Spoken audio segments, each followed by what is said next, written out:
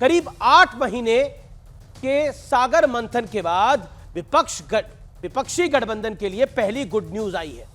देश के सबसे ज्यादा 80 लोकसभा सीटों वाले सूबे उत्तर प्रदेश में, जहां कांग्रेस और समाजवादी पार्टी का गठबंधन हो गया है, जिसमें अखिलेश यादव की पार्टी 62 सीटों पर चुनाव लड़ेगी और कांग्रेस के खाते में आई है 17 सीट।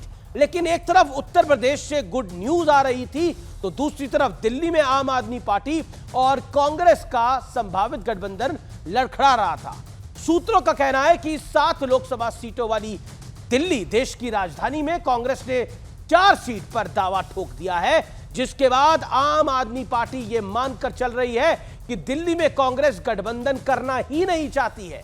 लेकिन इसी बीच यूपी के दंगल में ओवैसी की भी एंट्री हुई है और वो कह रहे हैं कि यूपी में अखिलेश यादव को मुसलमानों का भरपूर वोट मिलने के बावजूद वो कोई कमाल नहीं दिखा पाए।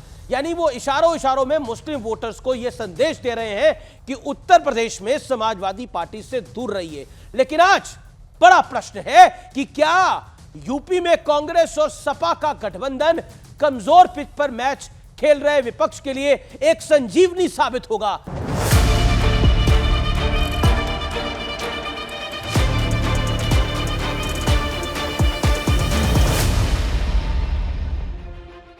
गठबंधन होगा शीट शेयरिंग को लेकर होगा।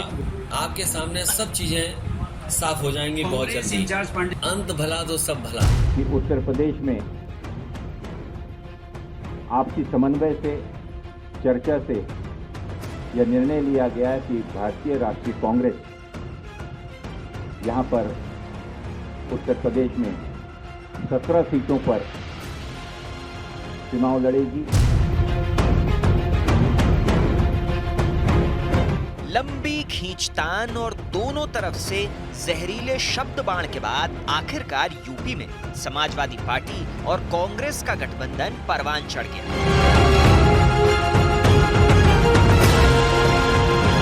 लेकिन जिसे अखिलेश यादव अंत के तौर पर देख रहे हैं, वो असल में अभी सिर्फ शुरुआत है। क्योंकि पीडीए के नाम पर समाजवादी पार्टी के खिलाफ ओवैसी ने मोर्चा खोल दिया है। अखिलेश यादव ने 2014 का चुनाव हारा बीजेपी के खिलाफ, 2017 का चुनाव हारा, 2019 का लोकसभा का चुनाव हारा, फिर 2022 का चुनाव हारे। और इन 4 चुनावों में ख़ास तौर से जो पिछला विधानसभा का चुनाव हुआ, इतना मुस्लिम वोट उनको कभी नहीं मिला और उसके बावजूद भी वो बीजेपी को नहीं रोक पाए। पीडीए में आप हैं कहाँ? वो तो पिछड़ा, दलित और आदिवासी पार्टी के ऑफिशियल प्रवक्ता खुद ये कह रहे हैं कि हमारे क्या अल्पसंख्यक नहीं है, तो आप वहां कर क्या रहे हैं? लेकिन यूपी से विपक्ष के लिए गुड न्यूज सामने आते ही दिल्ली में मामला बिगड़ गया। सूत्रों के मुताबिक कांग्रेस ने दिल्ली में 4 सीट मांगी, जिसके बाद आम आदमी पार्टी बिदक गई और गठबंधन टूट की कगार पर पहुंच गया।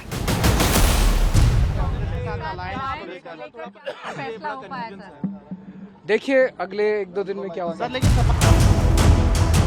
वैसे यूपी में 2019 का रिजल्ट देखें तो कांग्रेस मात्र 1 सीट जीत पाई थी, जबकि एसपी और बीएसपी गठबंधन के बावजूद समाजवादी पार्टी सिर्फ 5 सीटें जीती थी। लेकिन आज सबसे बड़ा सवाल है कि क्या यूपी में सपा कांग्रेस का अलायंस विपक्ष के लिए सियासी संजीवनी साबित होगा? तो क्या बनेगी अपनी बात, विपक्ष कह रहा है। और बड़े दिनों बाद एक अच्छी खबर विपक्ष के खेमे से आई है। 2 लड़कों की जोड़ी एक बार फिर क्या कमाल दिखा पाएगी। लेकिन पिछली बार एक साथ आए थे तो कमाल नहीं दिखा पाए थे, और एक बार पहले भी 2 लड़कों की जोड़ी कमाल करने के लिए आई थी, लेकिन पॉलिटिकल धमाल हो गया था। यानी कांग्रेस और सपा की ऐतिहासिक हार हो गई थी उत्तर प्रदेश में, और जब से बीजेपी तब आई अब तक रही। तो 2 लड़कों की जोड़ी के सियासी दमखम का विश्लेषण आज देख लेते हैं, क्योंकि दम पहले भी निकल चुका है। 2019 लोकसभा चुनाव, कुल सीट 80, सपा बसपा तब सबसे मजबूत गठबंधन कहा गया। लेकिन रिजल्ट क्या आया? समाजवादी पार्टी की 5 seat, 18% vote, Bahujan Samaj party की 10 सीट, 19.43% वोट, यानी 19% से वोट ज्यादा, कांग्रेस की 1 सीट, 6% से ज्यादा वोट। तो कुल मिलाकर आप देख सकते हैं कि ये दोनों जब साथ आए, यानी बुआ और अखिलेश जी, क्योंकि अखिलेश जी बुआ कहते हैं मायावती जी को, तो दोनों जब मायावती और अखिलेश साथ में आए, उसका उस दम के साथ भी वो बीजेपी का पॉलिटिकल दम नहीं निकाल पाए। लेकिन अब ये और सपा, यानी कांग्रेस और सपा साथ में आएंगी तो कितना दम निकाल पाएंगे, ये बात करेंगे। 2017 उत्तर प्रदेश चुनाव, पहली बार जब दो लड़कों की ये जो जोड़ी थी ये साथ आई थी, 47 सीट मिली थी समाजवादी पार्टी को, 21% वोट था, और कांग्रेस को मिली थी 7 सीट, इनका 6% वोट था। कांग्रेस का वोट शेयर उत्तर प्रदेश में लगभग 5, 6, 6.5 के आसपास रहता है, यानी तब ये साथ में आए थे। और रिजल्ट ये हुआ था कि एक बड़ी हार हुई थी, ऐतिहासिक हार हुई थी, और भारतीय जनता पार्टी की ऐतिहासिक जीत हुई थी। मुझे आज भी याद है, गृह मंत्री अमित शाह तब बीजेपी के प्रेसिडेंट थे, बनारस में मैं इंटरव्यू कर रहा था, मार्च का महीना था, 7वें राउंड से पहले 6ठे राउंड के बाद वो इंटरव्यू था, और अमित शाह ने बोला था कि हम अपनी गिनती 250 सीटों से शुरू करेंगे, और ये इंटरव्यू में कोट किया था, और शायद यही हुआ। बीजेपी 300 पार, ऐतिहासिक मैंडेट मिला भारतीय जनता पार्टी को। लेकिन आंकड़ों का निचोड़ आपके सामने लाना जरूरी है। 2014 के बाद उत्तर प्रदेश में विपक्ष का हर गठबंधन फेल हुआ है, यानी नरेंद्र मोदी नाम की सुनामी। नरेंद्र मोदी ने जाति को काटा है उत्तर प्रदेश के अंदर, और साथ ही साथ जो क्षेत्रवाद होता है, साथ ही साथ जो जातिवाद होता है, उसको धराशायी कर दिया है। 2014 के बाद तमाम गठबंधन फेल हुए हैं, लेकिन आज का बड़ा प्रश्न यह है, यूपी में गठबंधन वाला फ्लॉप फॉर्मूला क्या 2024 में कमाल दिखा पाएगा? आज ये बड़ा प्रश्न है, क्योंकि इस गठबंधन को लेकर बड़े बाजे गाजे के साथ स्वागत हो रहा है, और कहा जा रहा है कि अब राहुल और अखिलेश आएंगे और मोदी को उखाड़ ले जाएंगे, यानी पॉलिटिकली। ये जोड़ी तो पहले भी बन चुकी है, लेकिन तब तो दमखम तो तब भी दिखाया था, लेकिन पॉलिटिकल दम निकल गया था। तो इस बार उम्मीद क्यों है? देखिए अमीर जी, यूपी की जनता कर रही है वंदन, हो गया शक्तिशाली गठबंधन, मजबूत है पहले से अखिलेश, साथ में अब आ गई कांग्रेस। जनता ने अब की किया विचार, जो कहते थे 400 पार, अब की बार उनकी तय है हार। अब कौन बात के डर बा, जब यूपी के लड़कन संग बा, अंत भला तो सब भला। अब सुधांशु जी से पूछिए कि ये तो रोज चिल्लाते रहते थे, कहां गठबंधन है, कहां गठबंधन है। पता क्यों चिल्लाते थे? ये तो सोचते थे ना हो पाए, किसी तरह से कुछ गड़बड़ हो जाए, क्योंकि ये तो लगातार लोगों को तोड़ने में लगे थे, कभी जाके महाराष्ट्र में, कभी बिहार में, कभी पंजाब में, भागे घूम रहे हैं, तोड़ कहीं से लाएं, किसी तरह से कुछ लेके आए, क्योंकि इनको डर सता रहा है, क्योंकि इनकी हार तय है, क्योंकि जनता के मुद्दों पे चर्चा नहीं करते। ये नेता को तो तोड़ सकते हैं, जनता को कैसे तोड़ेंगे? इसलिए जनता वंदन कर रही है। अभी तो आपने भी नेता को जोड़ा है, अभी आपने भी तो पॉलिटिकल पार्टी और नेता को ही जोड़ा है आपने। जनता को तो पता लगेगा कितनी जनता जुड़ेगी।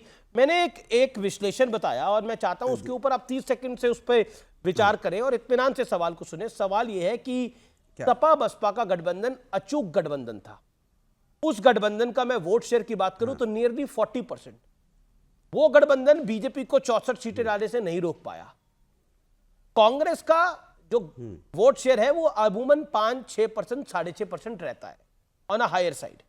आपका वोट शेयर 20, 21, 18 इसके इर्द गिर्द रहता है। तो क्या आपको लगता है कि पॉलिटिकली आप जो बात केमिस्ट्री की कर रहे हैं वो इक्वेशन में दिखाई देगी? कहीं हवा के बतौले तो नहीं है, बातों के बताशे तो नहीं है? देखिए ये भारतीय जनता पार्टी ऐसा सोच सकती, कोई बुराई नहीं है। मुंगेरी लाल के हसीन सपने देखती रहती है, 400 पार नहीं होंगे उनके, अब की 150 पार, क्योंकि उत्तर प्रदेश में 2022 में चुनाव हुआ था अभी, और समाजवादी पार्टी 36% वोट लेके आई थी, और 121 सीटें थी हमारे जो साथियों के मिला के। आज भी हमारे पास 111 सीटें हैं, लेकिन जिन गठबंधन के साथ हम लड़े थे वो अलग लड़े। अब उनकी कितनी सीटें आई हमें बताने की जरूरत नहीं है।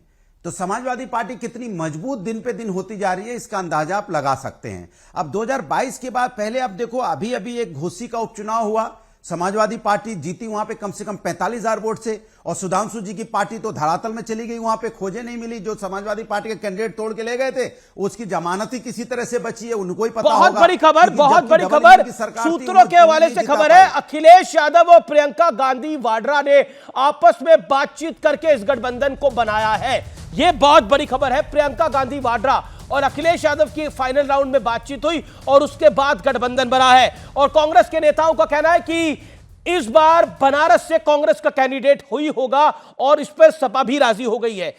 सुधांशु जी, आप इंकार करते रहे लेकिन यहां पॉलिटिकल इकरार हो गया, बताइए। और दो लड़कों की जोड़ी अब सामने है आपके मैदान के अंदर, और इस बार अनुराग जी कह रहे हैं कि बीजेपी नहीं कर पाएगी 150 पार देश में, और यूपी में तो कहते हैं 10-15 आ जाए तो मुश्किल है।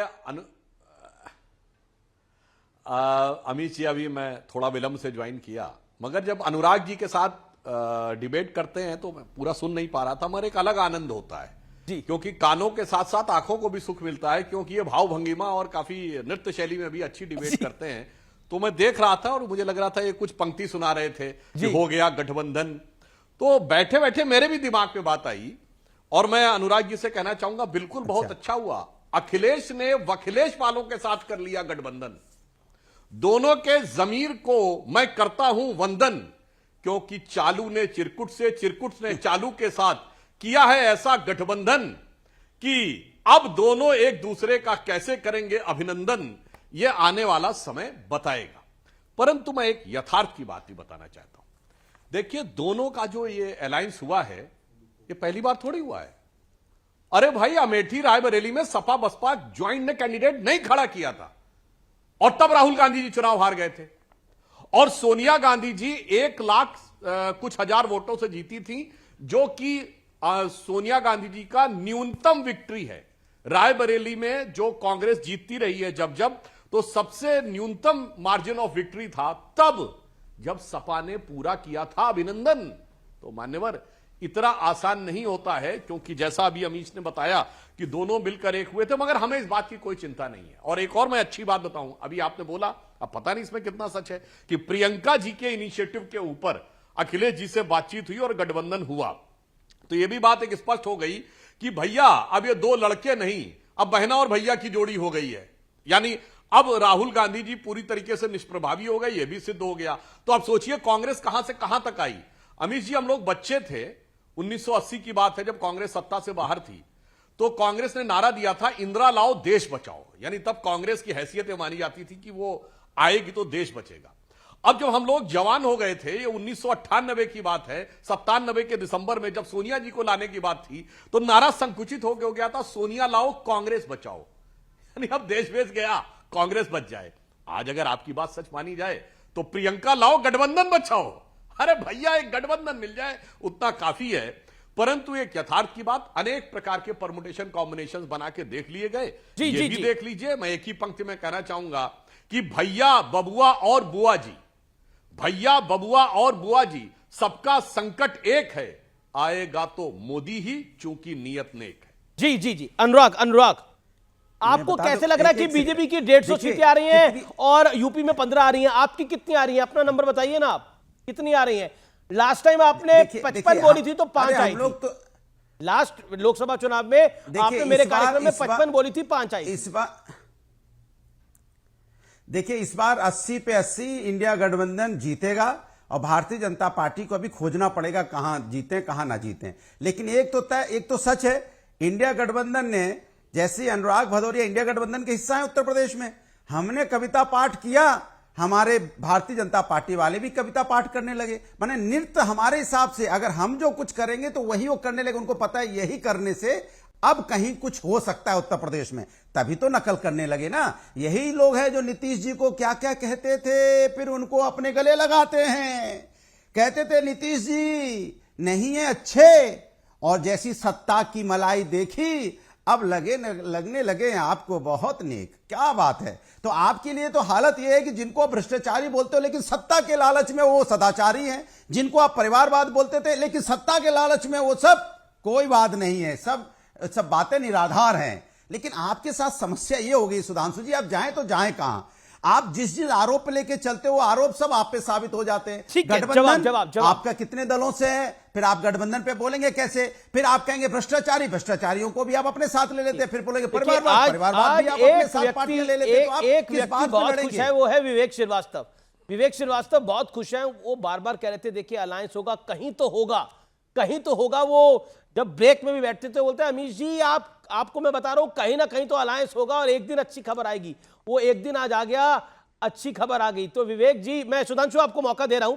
विवेक जी, ये अलायंस अच्छी खबर है और ममता जी के साथ अलायंस टूटना भी अच्छी खबर है और आपका अलायंस ना होना भी अच्छी खबर है। बहुत अच्छी खबर है। नहीं, मैंने तो कल ही आपको कह दिया था कि एक सीट के ऊपर डिस्कशन चल रहा है और फाइनलाइज हो जाएगी।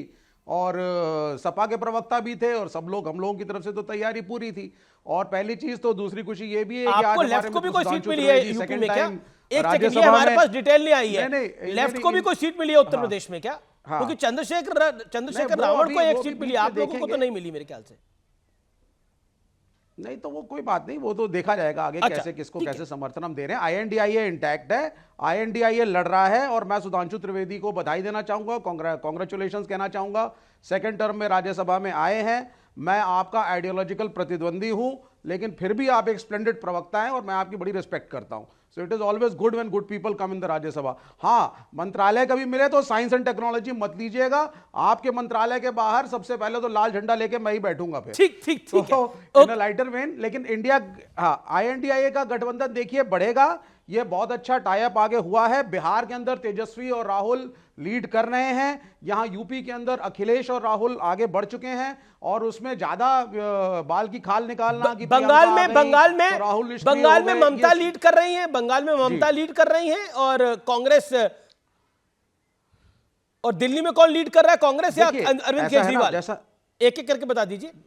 देखिए, मैं आपको एक विश्लेषण जो मैं नॉर्मली मीडिया के सामने बोलना नहीं पसंद करता। देखिए, सपा का और बसपा का टाई अप हुआ था और उससे बहुत सारी उम्मीदें थी पिछली बार, लेकिन बहुत समय से एक दूसरे के खिलाफ इलेक्शन लड़ते आए थे, तो कहीं ना कहीं कैडर जो है वो उस तरीके से तालमेल नहीं बिठा पाया, जिसकी वजह से रिजल्ट पिछली बार अनुकूल नहीं रहा था इस गठबंधन का। लेकिन कांग्रेस और समाजवादी पार्टी का जो गठबंधन है उसमें वो बात नहीं है। एक तो आइडियोलॉजिकली काफी सिमिलैरिटीज हैं, एक जैसे वोट बैंक की बात और अरविंद केजरीवाल, चले आप इतना विश्लेषण कर रहे हैं तो ये भी कह दीजिए, ये आम आदमी पार्टी तो कांग्रेस की सरकारें गिरा के आई, तो कैसे करेगी गठबंधन? आप इतना विश्लेषण कर रहे हैं तो मतलब बताइए। देखिए, दो चीजें हैं, पंजाब और दिल्ली दोनों में मैं आपको बता देता हूं, पंजाब और दिल्ली में दो चीजें हैं। एक होता है नेतृत्व का जुड़ना, कि साहब शीर्ष नेतृत्व ने आम आदमी पार्टी का और कांग्रेस ने टाई अप किया, और एक होता है ग्राउंड लेवल पे उन पार्टियों के कार्यकर्ता भी क्या एक दूसरे के साथ एक तालमेल बिठाने में तैयार हैं, नहीं है, क्या इक्वेशन है किस कॉन्स्टिट्यूएंसी में। तो कई बार ये जरूरी नहीं होता है कि आप इकट्ठे ही लड़ें, पोस्टपोल समर्थन देंगे सब एक साथ। पॉलिटिक्स में कोई फ्रेंडली लड़ाई नहीं होती है, यही बात आपको बता रहा हूं। एक कैंडिडेट दूसरे को हराने के लिए चुनाव लड़ता है। Okay, Sudhanshu Trivedi, your turn, make your point, respond to Vivek Srivastava and Anurag Bhadauria. देखिए, विवेक जी ने जो भी हमारे लिए सद्भावना व्यक्त की उसके लिए उनका आभार व्यक्त करता हूं, परंतु आगे की जो आपने बात कही भाई साहब, वो साइंस एंड टेक्नोलॉजी के तो आपे लोग विरोध में हो जाते हैं। अब कहते हैं ना खुदाई होनी चाहिए, ना रडार मैपिंग होनी चाहिए, और ना ही किसी भी चीज का आर्कियोलॉजिकल एक्सकेवेशन होना चाहिए।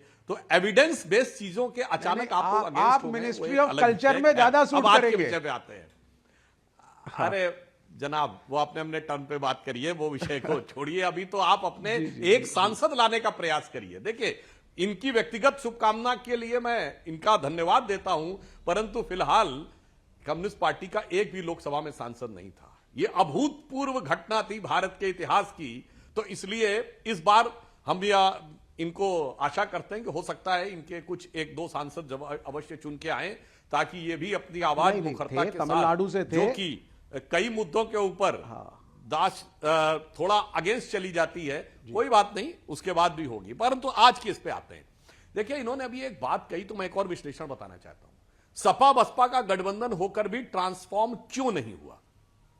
आप ये बात देखिए, कारण क्या है कि सिर्फ ऊपर के लेवल पे पॉलिटिकल इक्वेशन से काम नहीं चलता है जब तक नीचे केमिस्ट्री ना हो। यही तो अब कह मैं रहे एक हैं। फैक्ट बताना चाहता हूं, यही तो कह रहे हैं। देखिए इसमें मैं उसी विवेक ने यही कहा, लेकिन लेकिन उसी लेकिन point लेकिन लेकिन क्या आपको लगता है ये अलायंस आपको कड़ी टक्कर दे सकता है? मैं इस बात पर आऊंगा, लेकिन असीम वकार को भी कुछ कहना है, राजेश जी को भी कहना है। एक सेकंड, मैं आपकी बात आ रहा हूं सुधांशु। राजेश गुप्ता वेट कर रहे हैं। राजेश गुप्ता, आम आदमी पार्टी के पे तो खबर यही है कि अलायंस फिलहाल तो दिल्ली में नहीं हो रहा है, और सूत्रों के हवाले से यह खबर है कि अलायंस में कांग्रेस ने 4 सीटें मांगी है, इसलिए अलायंस नहीं होने जा रहा। अगर कुछ और जानकारी है तो दीजिए। नहीं अमीश भाई, मुझे नहीं पता आपके सूत्र क्या है। जहां तक आम आदमी पार्टी का सवाल है तो मैं आपको बता दूं कि हम पूरे ताकत के साथ में, अलायंस के साथ में खड़े हुए हैं।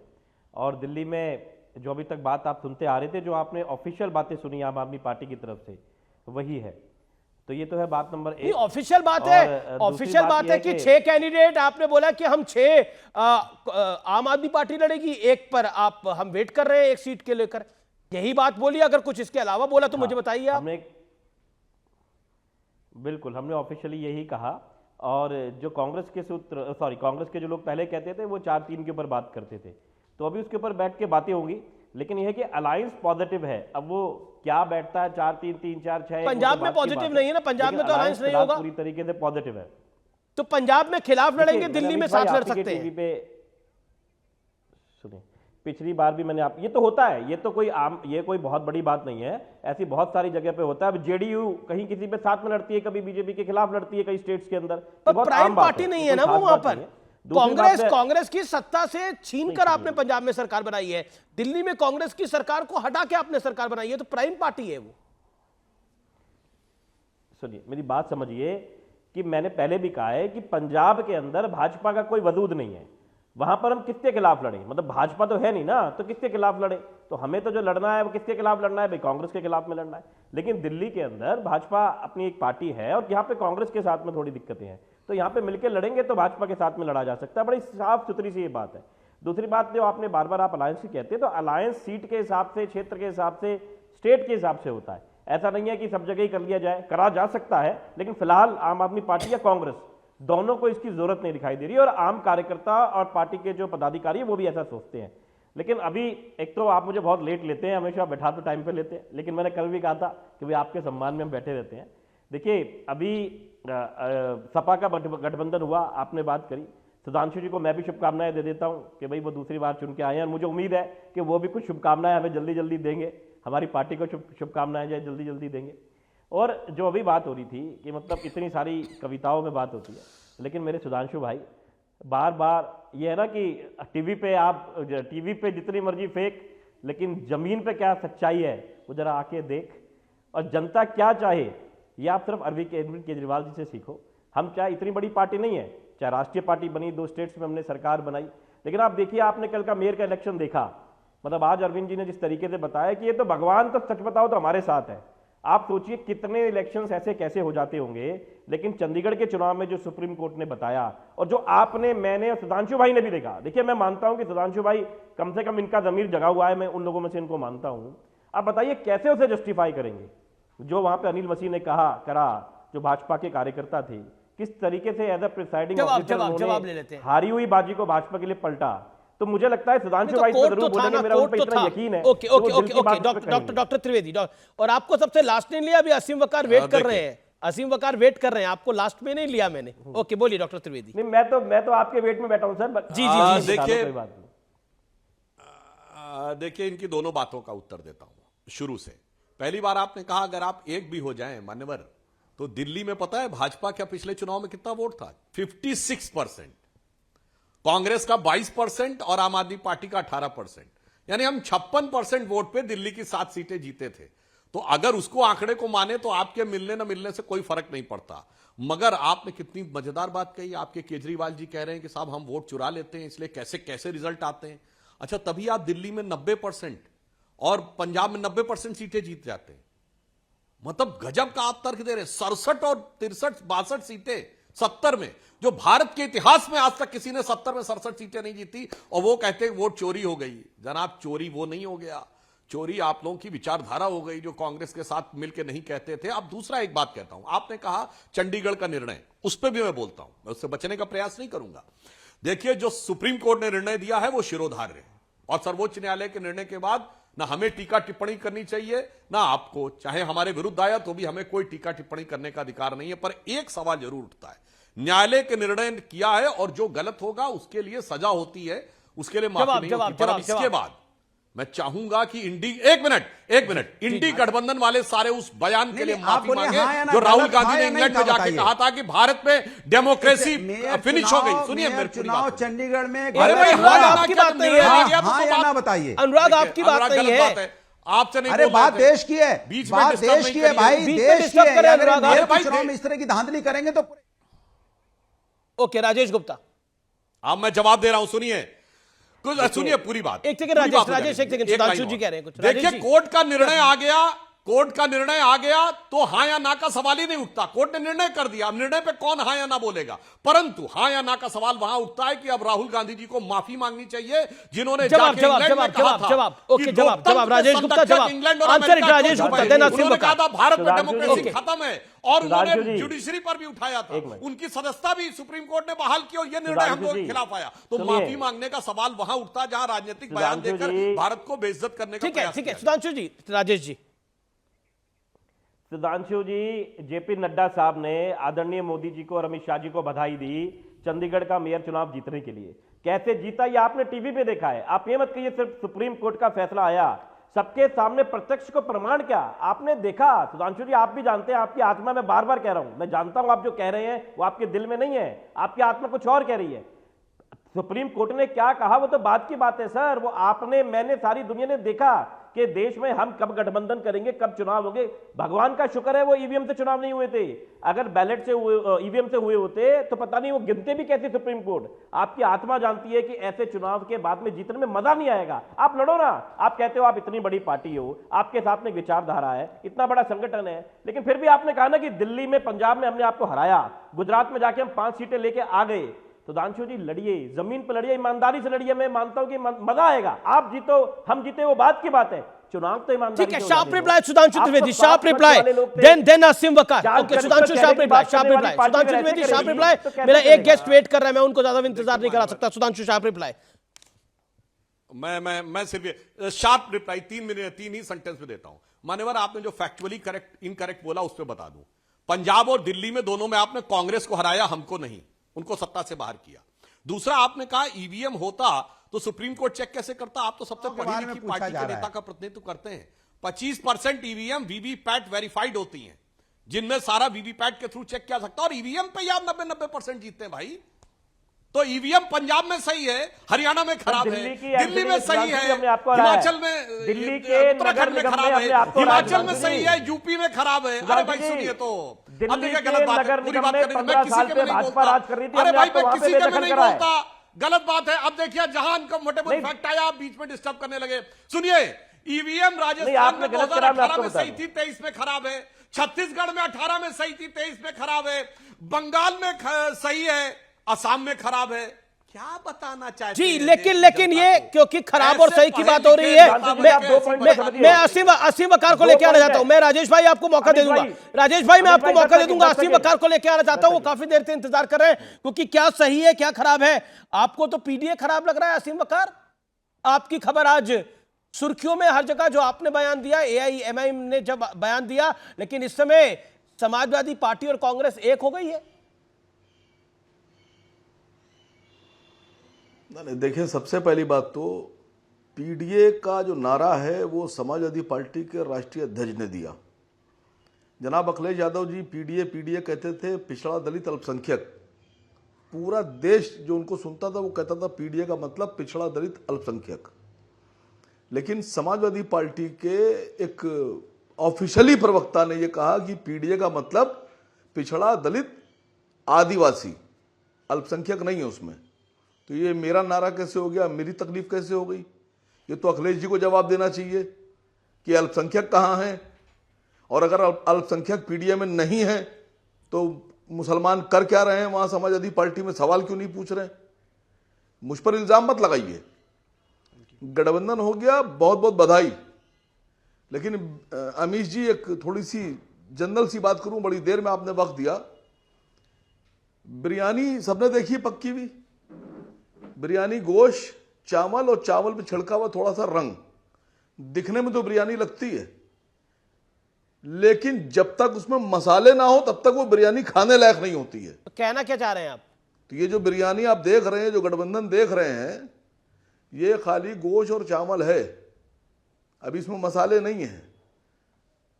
तो अगर आप चाहते हैं मसाला बिरयानी खाने लायक हो, ये गठबंधन वोट देने लायक हो, तो मसाला एआईएमआईएम पेश करेगी। नहीं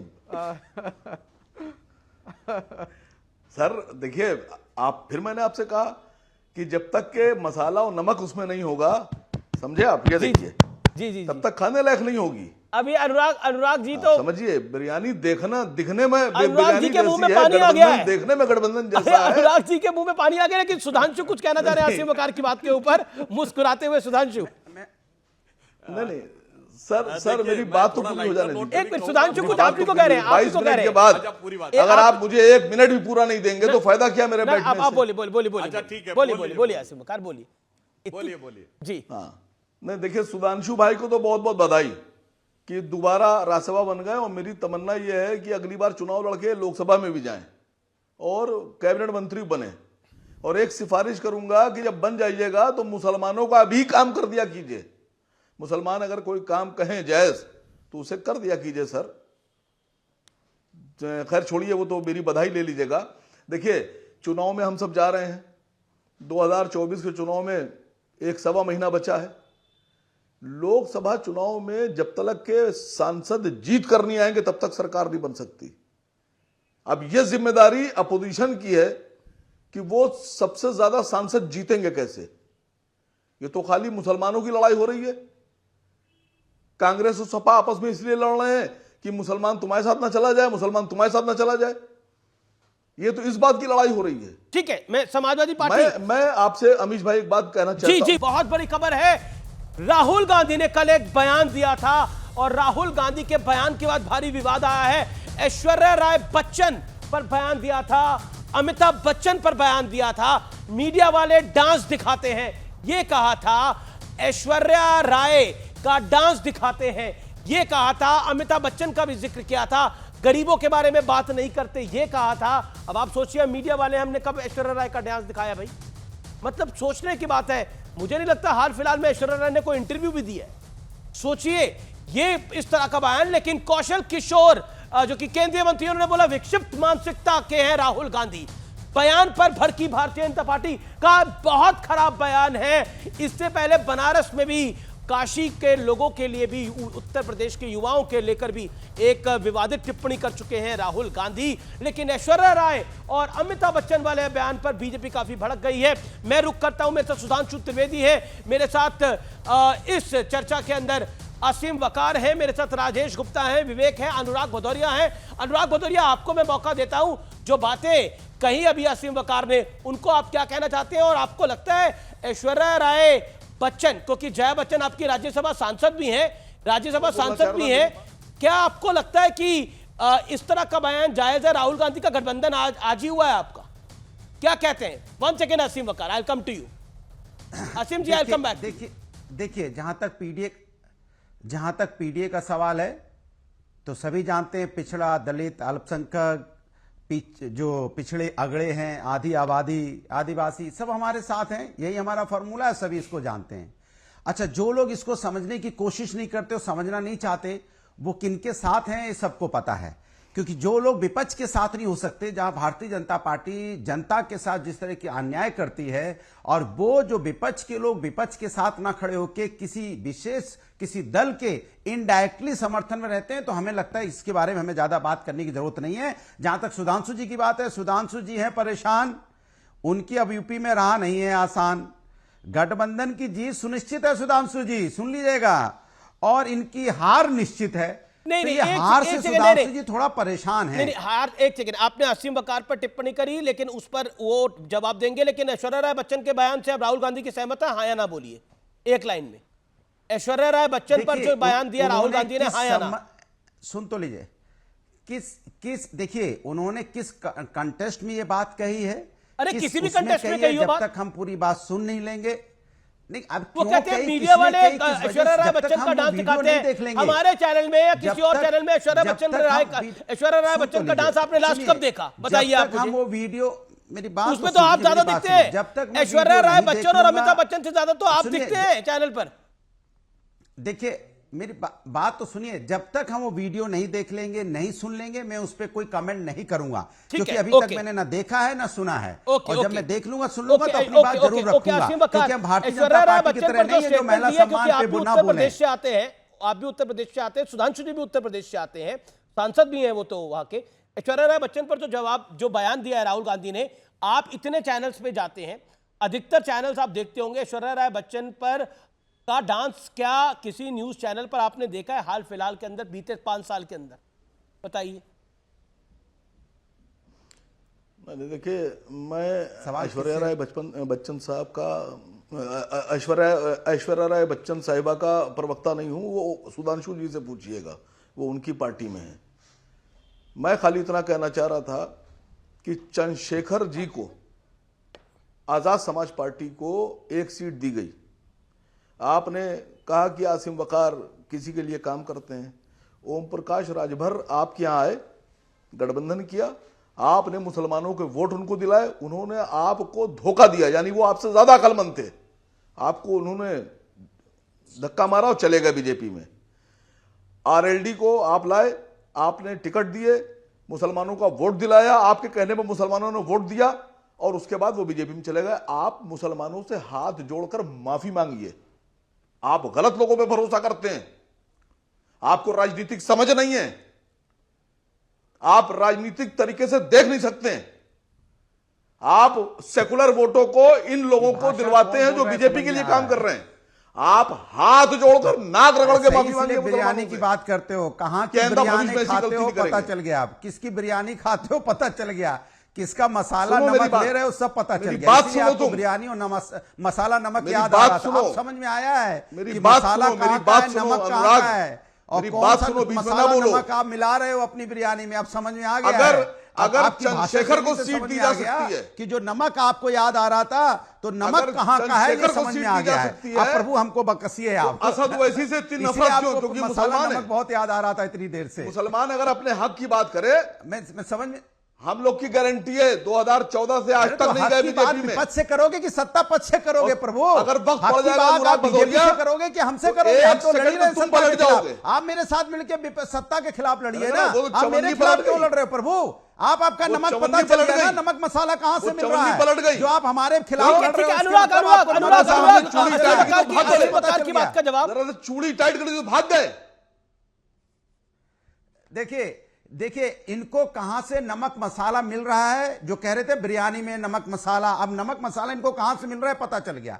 अरे हम तो सत्ता पद से लड़ रहे हैं, आप हमसे लड़ रहे हो, इसका मतलब आप किसकी मदद करना चाहते हो? तो नमक मसाला कहां से आ रहा है समझ में आ गया प्रभु, मोदी जी पता चल गया है, आपको करना धरना कुछ है। अब अनुराग को बोलने दीजिए,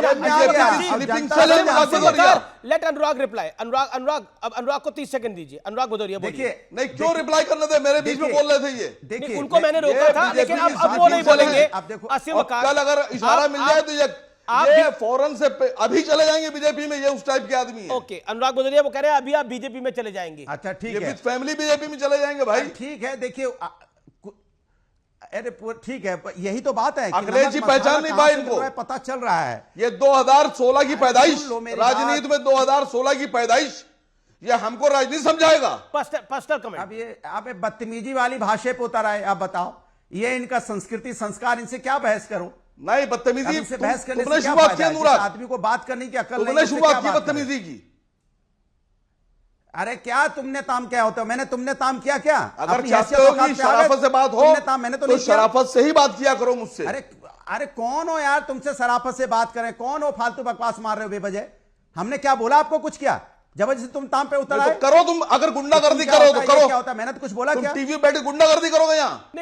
मुसलमानों को गाली बकोगे तुम? अगर मुसलमान अपने हक की बात करेगा तो तुम मुसलमानों को गाली बकोगे, कहोगे मुसलमान बीजेपी में? यहां से कहां से शर्म नहीं आती है? कहां आ गया यहाँ पे भाई? नहीं, मुसलमान उत्तर प्रदेश का बीजेपी में बजाय कि हिंदू मुसलमान कर रहे हो बीजेपी में उत्तर प्रदेश का हमने मुसलमान। कब बोला हम हिंदुस्तानी हैं, गर्व से कहते हैं हम हिंदुस्तानी हैं। तुम नहीं, क्यों हिंदू मुसलमान मुसलमान कह रहे हो, बैठ के? बीजेपी में इसके मुसलमान। मतलब आप अगर किसी के मुसलमान गोदी में अपने खेल रहे हक हो। की बात करेगा, किसी गोदी तो तुम आप बीजेपी भारतीय में जनता बता पार्टी दो के खिलाफ उसको। नहीं बोल पा रहे हो, तुम इतने बड़े भारतीय जनता नेता हो। पार्टी के खिलाफ एक शब्द नहीं बोल रहे हो, हमसे कह रहे हो तुम नहीं, तुम इतने बड़े नेता हो भाई। और अन्य तुम इतने बड़े नेता हो ये व्यक्तिगत तुम हमले मुसलमानों को करने का बीजेपी में अधिकार बता दोगे। तुमको दिक्कत हो सकती है पार्टी से किसी से व्यक्तिगत नहीं, क्यों तुम हमला करते इतने हो बड़े भाई? नेता हो गए हो। इसके मतलब आपकी तुम नीयत अगर ठीक नहीं है। मुसलमान अपने अच्छा, हक की बात अरे करेगा, तुम विषय पे आते हैं, बीजेपी में विषयांतर मुसलमान। हो रहा है, विषयांतर हो रहा है, मेरा घूम रहे हो। निवेदन स्वीकार करें, विषयांतर हो रहा है, विषय पे आइए प्लीज। अरे फ्रस्ट्रेशन में घूम रहे हैं, इनको फ्रस्ट्रेशन हो गया है, इनको कहीं कुछ मिलना नहीं है, फ्रस्ट्रेशन में रहोगे पूरी जिंदगी, लाइन देखिए, लगाए रहो पर्सनल- यहाँ वहाँ पार्टी में, मिलना कहीं कुछ अच्छा, नहीं है। मैं ये फ्रस्ट्रेशन मैं में घूम निवेदन रहे कर हो सकता हूं, और पूरी जिंदगी फ्रस्ट्रेशन में पॉलिटिकल घूमोगे। डिबेट को रखिए, ना- पर्सनल ना- कमेंट्स ना मत कुछ रखिए। करना, ना आप जाना है, दोनों कभी इस उत्तर पार्टी प्रदेश में से नाम आते हैं, लगाओ तो- दोनों लखनऊ से आते हैं। मैं रुक करता हूं विवेक श्रीवास्तव। विवेक श्रीवास्तव, आप बहुत सारे चैनल्स पर आते हैं, माफ करिए सुधांशु जी और राजेश गुप्ता, आपको मैं इंतजार करा रहा हूं, लेकिन ये विषयांतर हो गया। ऐश्वर्या राय बच्चन और अमिताभ बच्चन के विषय में जो बात बोली गई, क्या वो सामान्य बात है जो राहुल गांधी ने बोली? अमिताभ बच्चन के लिए तू तड़ाक की बात करी? डिटेल में बता देता हूं।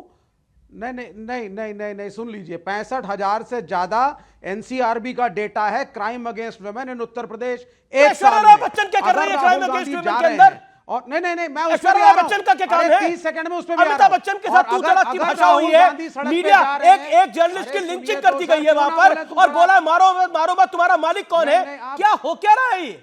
नहीं नहीं नहीं नहीं ये सुनिए। हुआ है विवेक नहीं, जी? नहीं, कुछ नहीं हो रहा है, कुछ भी नहीं हो रहा है। सड़क पे जा रहे हैं राहुल गांधी और वहां शराब पी करके दंगाई घूम रहे हैं रातों रात। तो अगर राहुल गांधी कहते हैं कि वाराणसी में क्या हो रहा है, तो इसमें सनातन धर्म पे अटैक हो गया। आप संभाल नहीं पा रहे हैं उत्तर प्रदेश को, और अगर उन इश्यूज को रेस किया जा रहा है तो लोग कह रहे हैं साहब Rahul Sudhanshu Trivedi reply, Sudhanshu Trivedi reply, Sudhanshu Trivedi reply, Sudhanshu ji, पहली बार सुधांशु त्रिवेदी रिप्लाई। नहीं नहीं दूसरा okay okay, you made your point, you made your point. Sudhanshu Trivedi reply. जी जी देखिए, जो इन्होंने क्राइम अगेंस्ट वुमेन की बात कही, तो मैं विवेक जी को बता देना चाहता हूं, एनसीआरबी का डाटा पूरा देख के आया करिए। क्राइम अगेंस्ट वुमेन में कन्विक्शन रेट यूपी में 76% है, जो नेशनल एवरेज का डबल है। तो यह भी समझना चाहिए, सबसे प्रॉम्प्ट अगर क्राइम अगेंस्ट वुमेन में कन्विक्शन करवाने में, यानी कोर्ट के द्वारा कन्विक्ट करके कार्रवाई करने में, तो वो है। और बड़ा सनातन धर्म की बात आपको याद आ गई भैया। आपका एक गठबंधन सहयोगी चेन्नई में कॉन्फ्रेंस करता है, इरेडिकेशन ऑफ सनातन धर्म। सनातन धर्म यानी हिंदू धर्म का समूल नाश। और राहुल गांधी कहते हैं कि हमको बाबा मैं तो आपके नैरेटिव की बात कर रहा हूं कि राहुल गांधी अगर रेस करते हैं तो आप लोग सनातन सनातन करते हैं। ये अनफेयर है, ये अनफेयर है। Okay, Sudhanshu make your point, Sudhanshu make your point. वो 20 सेकंड नहीं बोले, सुधांशु मेक योर पॉइंट। लगता है हाँ, बस 20 सेकंड में। देखिए, अभी जो अनुराग जी और असीम वकार जी के बीच में दिखा ना, उसका मैं आपको राजनीतिक निहितार्थ बता देता हूं। एमवाई गठबंधन वालों ने कांग्रेस आई के साथ जो गठबंधन किया, उसका मुख्य कारण एम है। और वसीम वकार जी की पार्टी में 2 बार एम है, MIM। और लाइटर नोट पे कहूं, अभी इन्होंने बिरयानी की बात दोनों ने कही, तो जनाब हम तो वेज बिरयानी वाले हैं, तो वेज बिरयानी को आप 2 पार्ट में डिवाइड कर दीजिए तो दोनों के हिस्से में बराबर बराबर आती है। मगर जो नॉन वेज बिरयानी वाले हैं, सुनिए अमीश जी, उनमें समस्या रहती कि वो पीस कहीं ऐसा ना हो, 2 हिस्से में पीस एक ही 2 होते हैं नॉन वेज वाले, वो कौन ले जाएगा? झगड़ा इस बात का है। अच्छा, आप सब बिरयानी की बात कर रहे हैं, शाम मतलब रात का समय हो रहा है, हमारे व्यूअर्स को भी भूख लग गई होगी, लेकिन राजेश गुप्ता हमारे व्यूअर्स को भी भूख लग गई होगी, लेकिन राजेश गुप्ता, देखिए, आप कहते हैं कि देखिए सुप्रीम कोर्ट ने लोक लाज बचा ली लोकतंत्र की। सुप्रीम कोर्ट को आप अभी मान रहे हैं, लेकिन मनीष सिसोदिया के केस में, सत्येंद्र जैन के केस में, संजय सिंह जी के केस में नहीं मानते। तो सिलेक्टिव अप्रोच तो आपकी भी है ना? अरे अमीश भाई, हमने कब सुप्रीम कोर्ट के खिलाफ बोला? सुप्रीम कोर्ट ने अपने फैसले देती आपके है, गठबंधन वालों ने तो सुप्रीम कोर्ट बोला। फैसले देती है कानून के हिसाब से। इस बात एक सुनिए, मेरी बात को समझिए। सुप्रीम कोर्ट जो कुछ भी बोलेगी वो कानून के हिसाब से बोलेगी, और कानून भाजपा ने PMLA एक्ट में बदल दिया, वो तो केरला हाई कोर्ट ने बोला है। अब आप उसको दिखाते नहीं, और यह बिरयानी की बातें हो रही है। अभी जो मैं बहस देख रहा था, अभी मुसलमान के हक की, अरे भाई सबके हक की बात करो ना, ऐसी बातें करो जो सबके लिए अच्छी हो। हम तो आम आदमी पार्टी वाले हैं साहब, हम तो कहते हैं गरीब की भला हो, मिडिल क्लास का भला हो, अमीर का भी भला हो जाए। देश में रहने वाले, चाहे वह ऐश्वर्या राय बच्चन जी हो, चाहे सोनिया गांधी हमारे यहाँ पर शादी करके आ गई, या वो बेचारी लड़कियां जो उस कुश्ती के लिए रो रही थी, जूते टांग दिए ब्रजभूषण सिंह जी ने उनके साथ में गलत करा। संदेश खली की महिलाओं के लिए भी आवाज उठाइए। सम्मान करते हैं, सबकी बात करते हैं। संदेश खली की महिलाओं के लिए भी आवाज उठाइए। देश की एक एक लड़की की सर हम उठा रहे हैं, हम तो बोल रहे हैं, हम तो कह रहे हैं कि जो को उचित जांच हो और जो गलत है उसके खिलाफ सुधांशु बिल्कुल करना चाहिए।